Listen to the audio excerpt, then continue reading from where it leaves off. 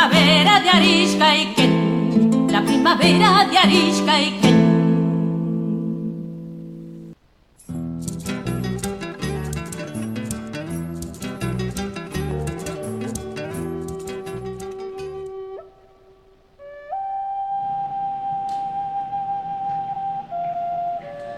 Bien, aquí hemos regresado una vez más y continuamos hablando de los imaginarios colectivos. Uno muy antiguo que se originó en las primeras expediciones hacia la Patagonia, fue aquel de los conocidos gigantes patagones. Es decir, los viajeros que iban en barcos hablaban de que habían visto personas gigantes a las cuales ellos llegaban a la cintura y sus bebés eran casi de la altura de un español promedio del 1500. Y hablaban de estos gigantes. Imaginario colectivo que hasta el día de hoy mantiene una mística sobre Patagonia, que es un sello internacional. Patagonia está patentado así, con ese misterio. En realidad, bueno, como es un imaginario, como lo planteamos, justamente tiene todo lo de imaginario, ¿no? Tenemos que analizar varias cosas en este imaginario colectivo de los famosos gigantes patagones. Sí, tanto los Gununacuna como los Saónique entran dentro de la categoría ancestral de los hombres más altos del mundo. Sí, con una altura promedio 2 metros, 2 metros 10, los más altos. 2 metros, 2 metros 10. Sí. Es impresionante eso. Y había muchos menores que estaban, de hecho los Gununacuna nosotros nos dividimos en altos y petizos. Es decir, petizos porque medían 1,60 m, 1,80 m, y altos porque medían más de 2 metros. La pregunta es, ¿qué nos pasó, Peñi? ¿Qué nos pasó con la altura? Parte, ¿no?, de la misogénesis biológica ha llevado a esto, ¿no? También tenemos que entender la altura de un español de la época, ¿no? Un español del 1500 salido de la edad medieval. Claro. Por el poco consumo de alimento cárnico, su altura no superaba el 1,40 m. Entonces, una armadura hoy de la medieval, te la querés poner ahora y no te entra. Pará, Peñi, pero a mí el Capeluz me enseñó que eran altos, rubios, bonitos y que venían en son de paz. No, para nada. Tenían una talla muy, muy baja. Y claro, se encontraba con una Oniken, una de 2 metros. Y por supuesto, era un gigante. Sí, ahí debo decir que, lamentablemente, ¿no?, cómo el Estado construye también la imagen del europeo y cómo construyó la imagen del indígena, del hermano, del nativo. Es algo que ahora, cuando uno es grande, ¿no?, se empieza a plantear cosas sobre la educación del Estado argentino. De esa forma, el Estado argentino invisibilizó a los pueblos originarios. Y uno, cuando es grande, dice, la pucha, ¿por qué me hacen esto, no? Sí, fueron parte de los procesos que se fueron dando, ¿no? Donde no se comprendió, yo creo que para mí se comprendió muy bien cuál era el objetivo de los indígenas, ¿no? Formar la nueva sociedad que estaban formando. Y las comunidades más próximas a lo que era la frontera en ese entonces eran las comunidades que estaban en la pampa húmeda. Comunidades que no solamente habían indígenas, sino que habían afrodescendientes que se escapaban del puerto de Buenos Aires, se escapaban de Carmen de Patagones para unirse a las tolderías, buscando un nuevo porvenir porque habían sido esclavizados y traídos para esclavos. Nace la imagen del gaucho, nacen los gauchos que se van a vivir a las tolderías, y entonces comienza a producirse a gestarse dentro del mundo indígena un mundo pluricultural, donde habían indígenas, gauchos, afros, y todos podían convivir en las normativas de una cultura sin violentarse. Este nuevo concepto de sociedad corrompía con aquel concepto de sociedad que estaba planteando en su entonces la sociedad rural, con el capitalismo, ¿no? Esta nueva sociedad que los indígenas que estaban formando, dándole forma, no servía para el capitalismo, no servía para los planes maquiavélicos que tenían de incorporación de esos territorios y de mano esclava para enriquecerse. Entonces también eso lo entendió muy bien, porque ¿quiénes fueron los que financiaron la campaña del desierto? La campaña cívico, militar, religiosa. Y bueno, lo mismo lo dice, lo sustentó el Estado, lo sustentaba los mismos dueños del campo que siguen hoy, son los mismos apellidos. Son los mismos apellidos de aquel entonces, son los que siguen hoy siendo los dueños de esas tierras, amalgamazados ahí en una estructura gigante, en Plaza Italia. Son los mismos dueños, son las mismas personas, los mismos apellidos que hicieron toda esta invisibilización y toda esta campaña en contra de esto que los indígenas tenían ante el sistema económico que tenía el mundo indígena en ese momento, que no era un sistema acumulativo de riquezas excesivas, entonces sino es un comercio justo y una economía donde nadie podía ser superior al otro por tener más, sino que daba la obligación moral de contribuir con el otro que tenía menos también, pero siempre la cultura del trabajo. Todas estas cosas no coordinaban con el capitalismo, que pretendía todo lo contrario. Entonces yo creo que ellos entendieron muy bien qué era lo que se estaba gestando, que justamente lo que hoy nos revalorizamos los pueblos, ¿no? Y que otros países más al norte han podido entender y refundar sus estados, ¿sí? Cuando hablamos de multiculturalidad, de pluriculturalidad, el porcentaje del genoma indígena es muy alto en Argentina, a contrario del otro imaginario que dice... Ese es un tema que vamos a tratar en el programa. Sí. Es muy interesante el tema del genoma. Pero bueno, estábamos hablando de los gigantes patagones, marcando cómo era uno de los tantos imaginarios colectivos que hay, y no eran tan gigantes, eso es lo que queríamos decir, que no eran gigantes orbitantes de 5 metros, de 10 metros, sino que estaban dentro de la categoría de los hombres más altos del planeta. Claramente, comparándolos con los europeos, eran gigantes. Eran gigantes en esto ese que venís sentido. explicando, de que los europeos tenían otro tipo de alimentación, otro medio ambiente, y los tipos llegaban a alcanzar 1,50 m, 1,60 m, no sé. Eran algunos hablan de 1,60 m, otros hablan de 1,50 m. Bien, pero lo que sí es cierto es que existieron gigantes en la Patagonia. Wow. Es decir, existieron aquellos que nosotros llamamos el Ungapsum. El Ungapsum quiere decir gigantes de piedra. Recordemos a los oyentes que todo lo que está hablando Dani está en idioma Gununa-Kunan. Bien. Si bien no habían gigantes humanos, sí habían otra clase de gigantes que recorrían la Patagonia, de las cuales hay muchas historias.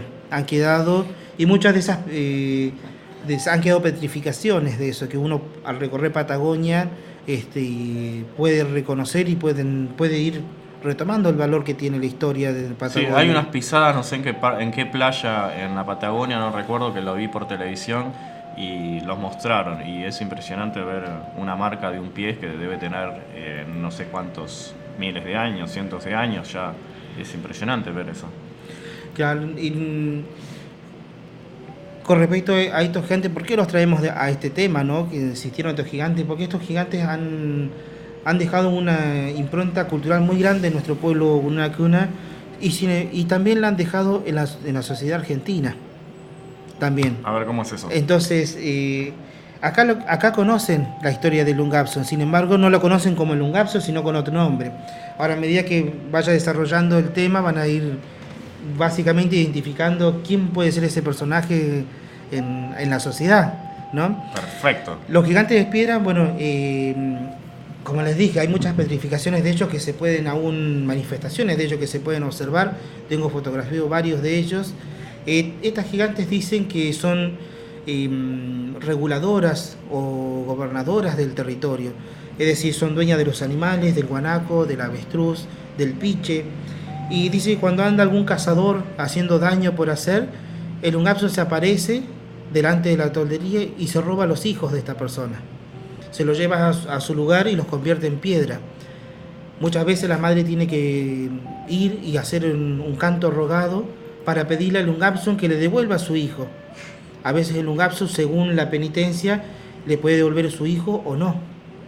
Entonces hay muchas historias en un caso de una madre que asustaba a su hijo cerca de la casa del Ungapsum, y una vieja muy sabia le había dicho que no lo hiciera porque no era conveniente en ese lugar.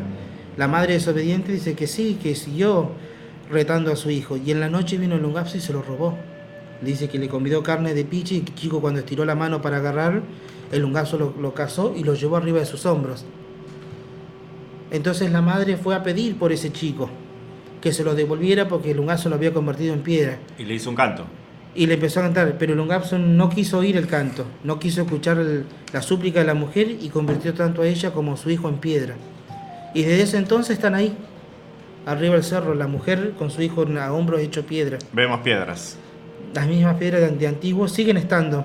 Se encuentran al sur de Pilcanilleo, sobre el camino uno puede ver a la distancia una petrificación muy alta y cuando uno se va acercando... Podemos conseguir una fotito y después subirla, ¿verdad? Sí, Al Facebook sí, para que los oyentes sigan alimentándose de esta cultura gununacuna. Que vean que es algo, algo real, si bien existe una manifestación sobre la cual nace toda esta creencia. El Ungapso también, ¿qué hacía nuestro sabio viejo? Era el cuco nuestro, de los más chicos. Porque los viejos se solían vestir del Ungapso, así se disfrazaban. Mirá. Se complotaban con los Sí. padres, porque nuestros niños lo que tienen muchas ganas de salir a la noche a jugar. Sí. Y es como una adicción que tienen los niños indígenas, salir a la noche a jugar afuera de la casa. Sí, es el no al miedo, no, ¿verdad? Que no le temen. Exactamente. ¿No? Entonces, muchas veces, porque en aquellos entonces en el campo libre andaba el jaguar, en la Patagonia, andaba el puma, andaban los buitres, le podía pasar cualquier cosa según el territorio donde anduvieran. Habían animales que no eran convenientes cruzárselo, menos en la noche. Entonces, ¿qué hacían? Menos en la meseta patagónica. Claro, o en la pampa ¿Viste? húmeda del jaguar, viste, antiguamente. Que no había muchos árboles de protección, ¿eh? No. Porque los árboles antiguamente en la región pampeana eran árboles petizos. Entonces, si te trepabas, no podías llegar muy alto, que digamos, ¿eh? Y además que en su momento el jaguar era un animal muy poderoso en toda la región pampeana. Hoy está extinto acá en la región pampeana, pero en su momento evocó muchas historias el jaguar. Y entonces, ¿qué hacían? Se complotaba siempre un anciano que se disfrazaba, se ponía una máscara, se ponía cuero, se pintaba sombrero con plumas. Y las madres ya sabían de qué le iba a aparecer tal noche. Entonces le permitían a los chicos que jueguen de noche. Aparecía este viejo, asustaba, haciendo de cuenta que se los quería agarrar y se los quería llevar con él. Y los chicos corrían a abrazarse a sus madres. Entonces sus madres, para no pegarle al chico y enseñarle mediante la no violencia, le decían, bueno, si no te portás bien, le voy a hacer el Ungapso que te lleve. Entonces hacía del cuco y ese viejo después desaparecía o siempre venía un guerrero también que ya estaba complotado y hacía que peleaba con el Ungapso y lo espantaba. Claro. Bueno, esto se fue transmitiendo en la sociedad y llegó a la sociedad argentina y la sociedad porteña como el viejo de la bolsa. El viejo de la bolsa, famoso. Para nosotros era la vieja del bolso. Claro, la vieja del bolso era para ustedes. Entonces, y esto quedó, cuando decís el viejo de la bolsa, gran parte de la sociedad lo sabe, pero no tenía entendido de dónde venía. Nos llevaste por un camino a la antigüedad, por decirlo de alguna forma, y nos volviste al presente. Al presente. Hemos aprendido que el viejo de la bolsa tiene su origen. Tiene su origen en la Patagonia y en la Pampa, en un pueblo ancestral del cual ahora recién se están enterando mucho que existe, que es el pueblo gununacuna. Que mencionemos que es una nación distinta a la mapuche, ¿verdad? A la mapuche, a los auniquén. Tiene su propio idioma, tiene su propia costumbre. A los chingones, exactamente. Que convivieron en el mismo territorio, sí, durante los últimos cientos de años han convivido en el mismo territorio con otros pueblos. Perfecto, porque el imaginario dice que, bueno, que el tehuelche es un mapuche, que un mapuche es un tehuelche y viceversa, y la gente se confunde.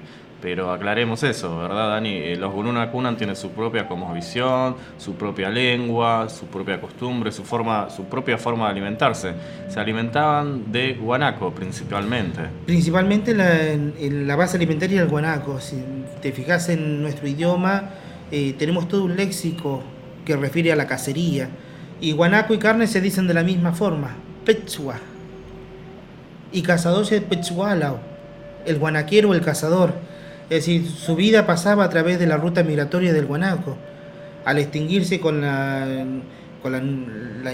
inserción de la vaca, del ganado bovino a la pampa, por supuesto el guanaco fue retrocediendo, al igual que el avestruz, o el ñandú, como se le dice desde el guaraní, que es más conocido. Al caso que se extinguieron. Hoy no, en la zona, en la pampa bonaerense, Recién están volviendo algunos guanacos y zorros a la zona de Sierra La Ventana. Pero bueno, estos animales estuvieron extintos y se extinguieron recientemente, no es algo milenario. Recordemos que en la provincia de Neuquén, donde hemos ido, Dani, ¿verdad?, a festejar el nuevo año con una cuna, ¿no? Con los hermanos ahí de Rincón del Río, de Rincón de los Sauces, Rincón de los Sauces. Y salimos a recorrer por los campos y veíamos guanacos, Matías. Guanacos corriendo, saltando, comiendo, pastando, descansando. Y bueno, yo no... Peleándose por la época, ya empieza la época del celo, así que veamos cómo se peleaban entre ellos por las hembras. Sí. Y algunas guanecas pariendo, viste cómo ponen la placenta arriba de la jarilla para que hemos visto eso también, ¿eh? Lo vimos también en vivo, así a 2 metros nuestro. Y el pelaje es así como marroncito, ¿no? Un marroncito. Marroncito, color ladrillo. Color ladrillo. Entre un ladrillo muy quemado y uno medio quemar. Para que la gente se imagine un poquito cómo es un guanaco. Igual entren a Google, ¿no? Y ven la imagen de un guanaco. Esa oportunidad tuvimos en un lugar una oportunidad esa, ¿no? De poder ver todo este espectáculo que realmente se da en la naturaleza en forma aislada. Tuvimos esa oportunidad de que ellos, estando nosotros, no se espantaron y siguieron su vida normal como que nosotros no existíamos ahí. Sí, es verdad. Entonces, Matías, ¿no? Estábamos ahí y los tipos nos miraban así como diciendo, hola. Un guanaco más. Sigo comiendo yo. Perdón, pero estoy en mi almuerzo. Y ellos seguían comiendo. Su pastito es maravilloso. Fue maravilloso ver en vivo un guanaco y viajar. Cómo te abre la cabeza, Dani. Te abre la cabeza y aprendes muchísimo de los viajes, de la gente del lugar. La verdad que la pasamos bárbaro porque nos hemos cultivado. Como vos me decías a mí, vamos, andá, hacete tiempo, porque la experiencia es todo, es lo que te alimenta. Uno puede leer mucho, pero si no tiene lo vivencial, es como que es lo fundamental, es lo que dice, tenías razón, ¿viste? Y siempre se aprende un poco más de lo vivencial. Sí. Vamos a un temita, ¿no? Ahora, ¿con qué temita, Dani? ¿Qué te parece? ¿Qué te gustaría escuchar ahora? Quisiera traer a la memoria un apellido muy emblemático de allá de Patagonia, como es el apellido Yatel. Yatel en lengua boniquén significa pedregal. Este es un tema que se llama Cacique Yatel, interpretado por Hugo Jiménez Agüero, cantante y compositor, que es nacido en Balcarce, en la provincia de Buenos Aires, y que se radicó en la Patagonia y fue conocido como uno de los principales referentes del folclore patagónico. Traemos a memoria a Hugo Jiménez Agüero porque ha fallecido hace un tiempo atrás, y también porque el último hijo del cacique Yatel, que heredó el cacicazgo de ese cacique Yatel que nombra a Hugo Jiménez Agüero, falleció en octubre del 2015. Mirá, hace muy poquito. poco. Y bueno, queremos traer a la memoria en recuerdo de José Yatel, este último cacique de los Yatel, y a su padre, que conoció a Piedrabuena, que es al cual le canta Hugo Jiménez Agüero en estas famosas chulengueadas, cacerías de guanaco, como sería traducción en castellano de la chulengueada, y cómo andaba con su perro, bueno, toda la experiencia de vida, de vivencias, de boleadas que cuentan Hugo Jiménez Agüero.